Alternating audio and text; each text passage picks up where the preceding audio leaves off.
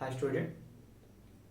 तो पिछले वीडियो में हमने पढ़ लिया था अवतल दर्पण किसे कहते हैं, उत्तल दर्पण किसे कहते हैं, गोलीय दर्पण, परवलयिक दर्पण, दर्पण के प्रकार।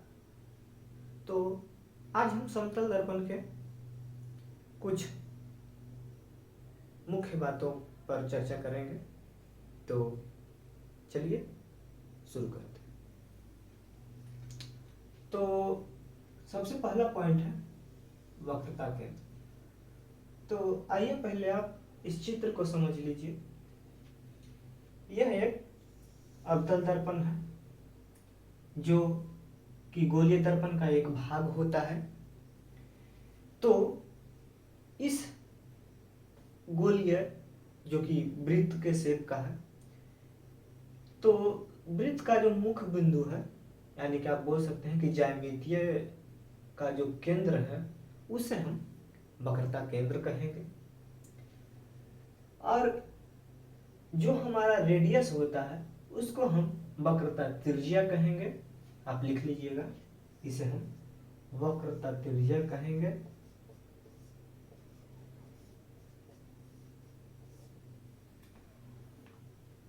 और ये जो बिंदु होता है इसे हम ध्रुव कहते हैं। और ये जो लाइन है जिसको हम मुख्य अक्ष या प्रधान अक्ष कहते हैं। क्या? मुख्य अक्ष या प्रधान अक्ष कहते हैं।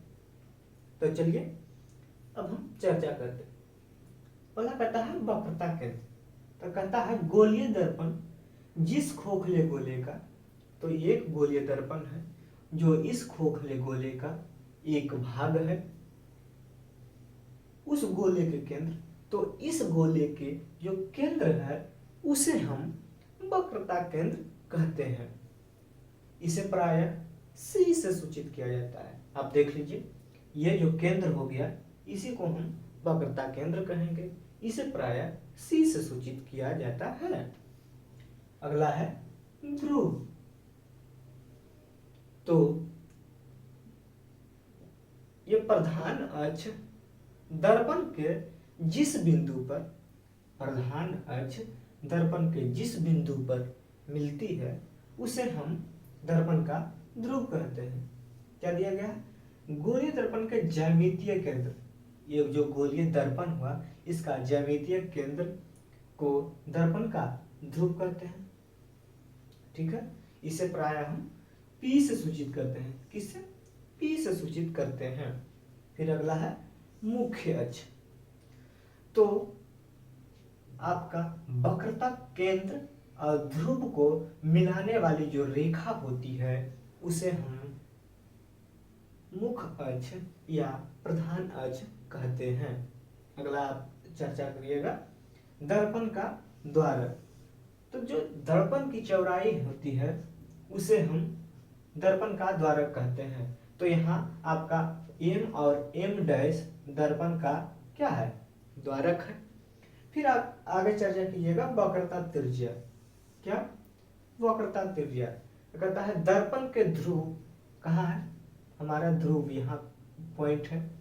फिर और वक्रता केंद्र ये है कि बीच की दूरी R है, उसे हम वक्रता केंद्र कहते हैं।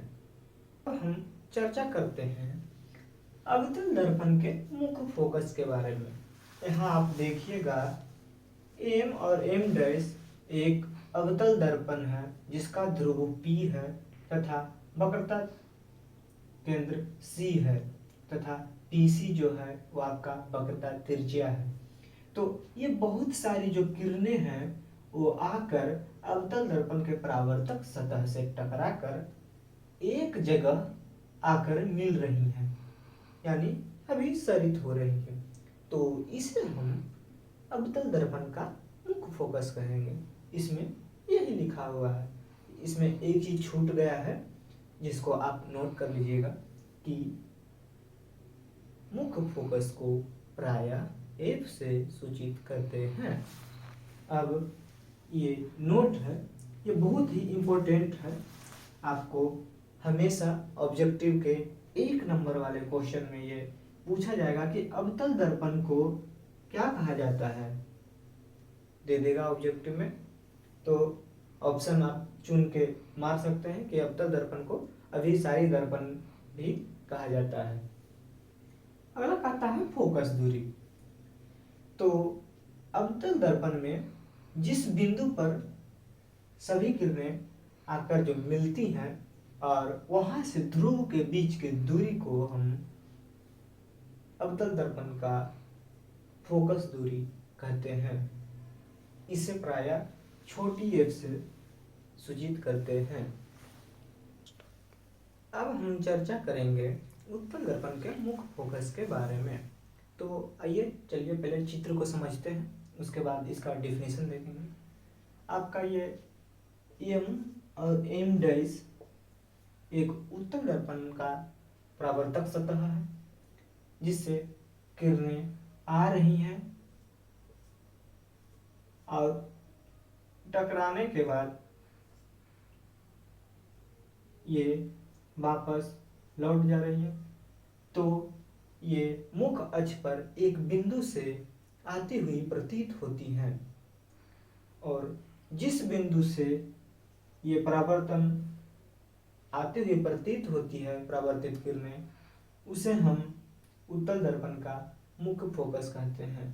आपको यह लिखा हुआ है कि जब मुख्य अक्ष के समांतर और निकटवर्ती किरणें उत्तल दर्पण पर पड़ती है तो वो परावर्तन के बाद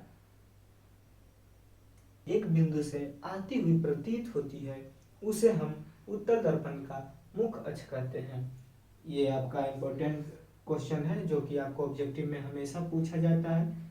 उत्तल दर्पण को अपसारी दर्पण भी कहते हैं। ये VVI है, आप इसको मार्क कर लेंगे। VVI क्वेश्चन वेरी इंपॉर्टेंट है। अब हम चर्चा करते हैं उत्तल दर्पण की फोकस दूरी के बारे में। तो उत्तल दर्पण के ये मुख्य फोकस और ध्रुव के बीच की दूरी को हम फोकस दूरी कहेंगे, जिसे प्रायः छोटी एफ से सूचित किया जाता है।